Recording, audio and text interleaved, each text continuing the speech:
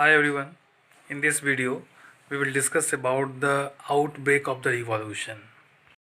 अब हम ये जान चुके हैं कि लुई 16 टैक्स क्यों बढ़ाना चाहता था। तो reasons we already studied in very first chapter. तो अब ये है कि क्या राजा अकेले टैक्स को बढ़ा सकता था या इम्पोज कर सकता था। तो ऐसी स्थिति बिल्कुल ही नहीं थी। इन ओल्ड रिजाइम का भी मतलब समझ लीजिए। 1789 ईस्वी से पहले की जो स्थिति थी फ्रांस में, उसको ओल्ड रिजाइम कहा गया है। तो ओल्ड रिजाइम में जो है, राजा के पास इतनी शक्ति नहीं थी कि वो अकेले टैक्स को इम्पोज कर सके या बढ़ा सके। इसके लिए उसे स्टेट्स जनरल की एक मीटिंग बुलानी होती थी। ये स्टेट्स जनरल एक पॉलिटिकल बॉडी थी जिसमें सभी स्टेट्स अपने रिप्रेजेंटेटिव भेजते थे। तो ये रिप्रेजेंटेटिव्स के थ्रू ही राजा जो है वो टैक्स को इंक्रीज कर सकता था या फिर नए टैक्सेस इम्पोज कर सकता था। तो मैं बताऊं आपको कि अब ये स्टेट जनरल की औपचारिकता तो पूरी करनी थी, लेकिन अब थोड़ा अनुमान लगा लीजिए कि ये स्टेट जनरल की मीटिंग जो है वो लास्ट टाइम जो हुई थी वो 1614 में हुई थी। तो आप समझ सकते हैं इस बात से कि किस प्रकार से राजा अपने विशेषाधिकारों का उपयोग करते हुए समय समय पे टैक्सेस बढ़ा रहा था। लेकिन जब इस बार जब बारी आई टैक्स बढ़ाने की, तो स्टेट जनरल के थ्रू उसे बढ़ाना था। अब इसके लिए राजा ने क्या किया, 5 मई 1789 को उसने स्टेट जनरल की मीटिंग को कॉल किया। अब सभी स्टेट्स जो है अपने रिप्रेजेंटेटिव्स को उस स्टेट जनरल में भेजने के लिए तैयार हुए। तो इसमें आप देखेंगे कि वर्साई जो है वो एक बहुत ही आलिशान जगह का नाम कह सकते हैं, जहाँ पे राजा का विशाल भवन था, आलिशान भवन था। तो उसी जगह पे वर्साई के हॉल में इस स्टेट जनरल की मीटिंग को बुलाया गया। अब प्रत्येक जो स्टेट्स थे उन्होंने अपने अपने रिप्रेजेंटेटिव्स भेजे। इनमें से फर्स्ट स्टेट जो कि हम जान रहे हैं कलर्जी का था, उन्होंने अपने 300 रिप्रेजेंटेटिव्स को सेंड किया।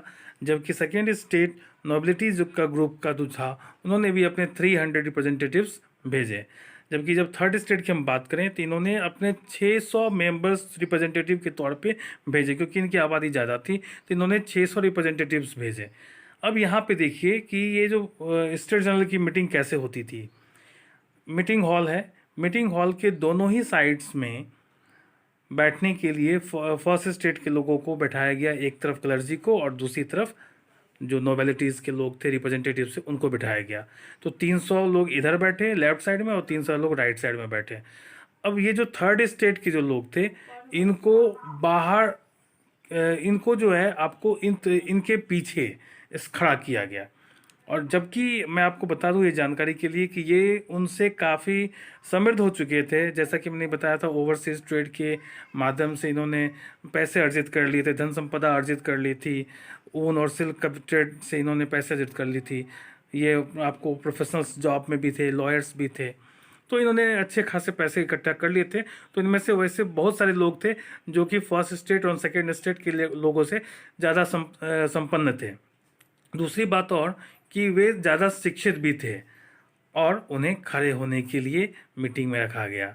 तो हम देख सकते हैं किस प्रकार से उनको एक तरह से कह सकते हैं अपमानित किया जाता था वहाँ पे। अब यहाँ पे मैं बताऊं कि स्टेट जनरल में और भी लोग आना चाहते थे, लेकिन उन लोगों को इस मीटिंग में आने की अनुमति नहीं थी। ये कौन लोग थे? तो ये थे आपको महिलाएं। जी हाँ, महिलाएं और वैसे लोग जो कि पीजेंट्स थे, आर्टिसंस थे। इन लोगों को स्टेट जनरल में रिप्रेजेंटेटिव्स बनने का मौका नहीं मिलता था। लेकिन इन्होंने क्या किया कि अपनी जो शिकायतें थी या फिर उनके जो डिमांड्स थे, ये उसका एक कलेक्शन किया लेटर्स के थ्रू। और ये लगभग 40,000 लेटर्स जो डिमांड्स और ग्रीवांसेस के जो थे, उनको इन्होंने अपने रिप्रेजेंटेटिव्स के माध्यम से स्टेट जनरल की मीटिंग में उसे भेजा। अब देखिए कि मीटिंग में जो है आपको कोई भी चीज़ें जो इम्प्लीमेंट होनी थी उसमें वोटिंग किस प्रकार से होता था। तो वोटिंग जो करने का जो तरीका था, जो पुरातन वर्षों से चला आ रहा था, वो था कि प्रत्येक स्टेट्स के जो रिप्रेजेंटेटिव्स थे उनको एक वोट देने का राइट था। मतलब एक पूरे कम्युनिटी से एक वोट। इस प्रकार से राजा जो हुआ करता था, क्योंकि क्लर्जी और नोबिलिटी तो हमेशा उसके पक्ष में रहेंगे क्योंकि वो प्रिविलेज क्लास लोग थे, तो इस प्रकार से वो हमेशा जो है अपनी बातों को मनवा लिया करता था हाउस में। लेकिन इस बार जो थर्ड स्टेट के जो रिप्रेजेंटेटिव्स थे वो इस चीज़ को मानने को तैयार नहीं थे। अब वो चाहते थे कि प्रत्येक मेंबर्स को एक एक वोट देने का राइट हो। अब यहाँ पे मामला फंस गया। क्यों मामला फंस गया? क्योंकि अब क्लर्जी ग्रुप्स में 300 मेंबर्स थे, नोबिलिटीज़ में भी 300 मेंबर्स थे, जबकि थर्ड स्टेट के लोगों के संख्या 600 थी। और एक बात और समझ लीजिए कि आपको फर्स्ट स्टेट क्लर्जी और सेकेंड स्टेट नोबिलिटी में भी कुछ लोग ऐसे थे जो थर्ड स्टेट के लोगों से आपको थोड़ा सा सहानुभूति रखते थे, सेंटिमेंटल उनका जुड़ाव था उन लोगों से, तो वो उनसे सहानुभूति रखते थे, तो थोड़े बहुत वोट वहाँ से भी आने की संभावना थी। इस प्रकार से थर्ड स्टेट का बहुमत हो जाना था स्टेट जनरल में। इसलिए राजा जो चाहता था कि नहीं, जो वोटिंग जो होते आ रहे थे अभी तक वैसे ही वो वोटिंग कराने के पक्ष में था, लेकिन थर्ड स्टेट के लोग इस बात से इनकार कर गए। इसमें फिर वो वहाँ से, तो फिर थर्ड स्टेट ने क्या किया, उस मीटिंग को ही बाइकआउट कर दिया और वे फिर वहाँ से बाहर निकल गए। तो हम देखते हैं कि थर्ड स्टेट ने जो है यहाँ पे एक नई प्रकार की सिस्टम के थ्रू वोटिंग कराने की बात की। बात की प्रेरणा उन लोगों को रूसो, जो कि मैंने पहले इसका जिक्र कर चुका हूँ पहले के वीडियोज़ में, रूसो जो था एक महान फिलोसोफर था, तो इस फिलोसोफर के व्यूज़ के थ्रू इन लोगों को इस बात की प्रेरणा मिली कि प्रत्येक व्यक्ति को एक एक वोट का राइट होना चाहिए।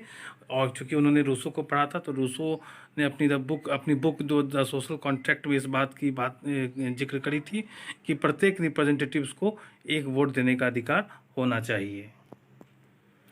अब जो थर्ड स्टेट के जो रिप्रेजेंटेटिव्स थे, उन्होंने जो है पूरे फ्रांस का स्पोक पर्सन अपने आप को मान लिया, क्योंकि उन्हें लगता था कि थर्ड स्टेट जिसकी आबादी सबसे अधिक है और हम उनके रिप्रेजेंटेटिव्स हैं, अर्थात हम देश के स्पोक पर्सन्स हैं, प्रवक्ता हैं।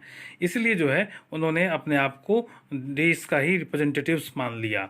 और इन्होंने क्या किया कि उस स्टेट जनरल की मीटिंग से तो वो बाहर निकल ही गए थे। इन्होंने 20 जून को वो एक टेनिस कोर्ट में इकट्ठे होते हैं, एक इंडोर टेनिस कोर्ट था, वहाँ इकट्ठे होते हैं और वहाँ पे उसी असेंबली को उन्होंने नेशनल असेंबली का नाम दे दिया। ठीक है, तो ये वर्साई में एक टेनिस कोर्ट था जहाँ पे वो इकट्ठे हुए, थर्ड स्टेट के जो रिप्रेजेंटेटिव्स थे वो, और उन्होंने उसे नेशनल असेंबली का नाम दे दिया। और उन्होंने ये भी डिसाइड किया, उन्होंने ये भी ओथ लिया कि जब तक हम लोग जो है राजा के पावर को लिमिट करने के लिए जो कानून होते हैं या संविधान होते हैं वो जब तक तैयार ना कर लें तब तक हम इसे डिसॉल्व नहीं करेंगे। और उन्हें ये और भी प्रेरणा इन सब की कहाँ से मिल रही थी, तो मैंने पहले ही बताया आपको कि कुछ फर्स्ट स्टेट और सेकंड स्टेट के जो लोग थे वो भी आपको थर्ड स्टेट के लोगों से सिंपैथी रखते थे, तो उनके द्वारा भी इनको प्रेरणा मिल रही थी। तो इन्हीं में से एक था आपको एबेसिए और मिराबियो। तो एबेसिए जो था वो एक नोबेल फैमिली में उसका जन्म हुआ था, लेकिन वो विशेषाधिकारों के पक्ष में नहीं था, वे फ्यूडल प्रिविलेजेस के पक्ष में नहीं था। वे चाहता था कि समाज से बुराइयां दूर हो और सभी वर्गों को समान रूप से अधिकार मिले। वहीं दूसरी ओर हम देखते हैं कि एक एबेसिए था, तो एबेसिए जो है ये आपको क्लर्जी ग्रुप से बिलोंग करता था। ये मूलतः एक पादरी था, प्रीस्ट था, तो जिसने जो है आपको अपनी एक पैम्पलेट निकाली थी जिसके जरिए से जो है इसने इन चीज़ों का विरोध किया था। और उसके पैम्पलेट का शीर्षक था आपको एबीसी की जो उसका जो शीर्षक था उसका नाम था थर्ड स्टेट क्या है, मतलब व्हाट इज़ थर्ड स्टेट। और इसके जरिए जो है उसने अपनी बातों को पुरजोर तरीके से रखा था। एबीसी की हम जहाँ तक मैरेबियो की बात है तो उसने भी जो है फ्यूडल प्रिविलेजेस को ख़त्म करने के लिए वो बहुत ज़ोरदार तरीके से भाषण उसने दी थी। तो इस प्रकार से हम देखते हैं कि कुछ नोबेल्स और क्लर्जी ग्रुप से भी लोग थे जो कि थर्ड स्टेट के पक्ष में थे। तो हम देखते हैं कि जिस वक्त पूरा नेशनल असेंबली जो था वो संविधान प्रारूप करने में व्यस्त था, उसी समय पूरा फ्रांस जो था वो आंदोलित हो रहा था। इसके पीछे का जो रीज़न था वो ये था कि बहुत सीवियर कोल्ड हुआ था वहाँ फ्रांस में, जिसकी वजह से फसल ख़राब हो गई थी और जिसकी वजह से जो ब्रेड, जो आम लोगों की रोज़मर्रा की जो चीज़ थी वो महंगी हो गई थी। तो लोग घंटों जो है सो ब्रेड की दुकान पे खड़े होते थे लंबी लंबी लाइनों में, और उनको ब्रेड नहीं मिल पाता था। क्यों? क्योंकि ब्रेड के जो बेकर्स थे, जो ब्रेड बनाने का काम करते थे, वे होर्डिंग्स शुरू कर दिए थे, मतलब जमाखोरी उन्होंने शुरू कर दिया था, ताकि वो लोगों के ज़रूरत का फ़ायदा उठा सके और उनको ऊंची कीमतों पे बाद में बेच सके। तो इस प्रकार से ब्रेड के दुकानों पे सबसे पहले गुस्सा फूटता है लोगों का, क्योंकि घंटों इंतज़ार करने के बाद भी लोगों को जब ब्रेड नहीं मिला तो फिर लोग जो है वो इकट्ठा होकर के उन्होंने ब्रेड के दुकानों पे धावा बोल दिया और इस प्रकार से वहाँ पे उन्होंने उनको लूट लिया। इसी प्रकार की घटना हमने पढ़ी थी 14 जुलाई के दिन जो घटी थी, ये पेरिस के शहर में बेस्टाइल फोर्ट के पास, जब एक भीड़ जो आई और बेस्टाइल फोर्ट के पास, और अनियंत्रित भीड़ को वहाँ के लोग काबू नहीं कर पाए और उस भीड़ ने जो है बेस्टाइल फोर्ट को ही डेमोलिश कर दिया, उसको नेस्तनाबूद कर दिया। तो ये हम देख चुके हैं। अब इसका प्रभाव जो है सुदूर देहाती इलाकों में भी पड़ा, गांव-गांव में भी अफवाह फैल गई कि जो बड़े बड़े जागीरदार हैं, जो लैंडलॉर्ड्स हैं, इन्होंने बड़े बड़े लठाइत बुलाए हैं, ये मसल्स मैन जो है ये इनको घरों को जला देंगे, इनकी फसलों को नष्ट कर देंगे। ऐसा जो है एक र्यूमर्स क्रिएट्स हो गया था पूरे गांव में, जिससे किसान जो भी उनको मिला, जो भी कुदालें मिली या फिर जो भी उनको दैनिक उपयोग में वो जो चीज़ें लाते थे वो मिले, वो सभी इकट्ठा करके वो उन्होंने सब पे लॉर्ड्स के ऊपर आक्रमण कर दिया, आप कह सकते हैं धावा बोल दिया। अब जो है उन्होंने जहाँ पे अन्न होने की संभावना थी, ग्रेन्स होने की संभावना थी, ऐसे ऐसे ग्रैनरीज को उन्होंने लूट लिया ताकि वे अपने और अपने बच्चों का भरण पोषण कर सके।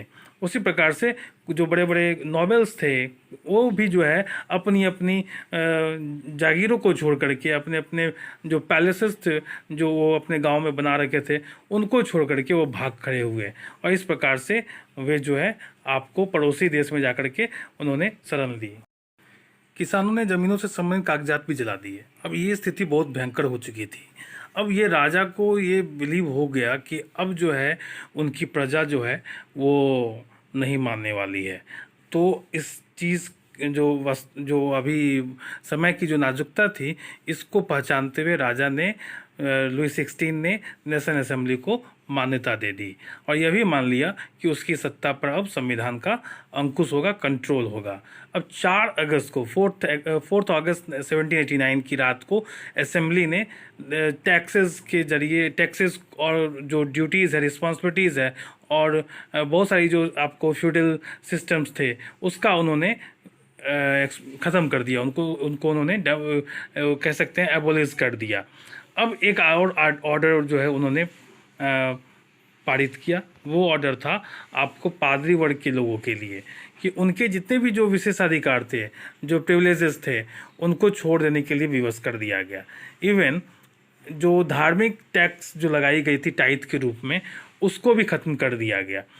और आपको ये भी जानकारी है कि चर्च के पास में बहुत ज़्यादा संपत्ति थी, ये संपत्ति को अब सरकार की संपत्ति घोषित कर दी गई और इससे लगभग जो है 20 अरब लिवरे की संपत्ति सरकार के हाथ में आ गई। इट मीन्स 2 बिलियन लिवरेज जो है अब सरकार के खजाना में जमा हो गया, जो कि चर्चों की संपत्ति को कब्जा करने से उनके पास में आया। अब हम देखेंगे कि फ्रांस में जो है किस प्रकार से एक संवैधानिक राजतंत्र बनता है। तो अगले वीडियो के माध्यम से हम लोग पढ़ेंगे कि फ्रांस एक कैसे संवैधानिक राजतंत्र की ओर बढ़ता है। तब तक के लिए धन्यवाद।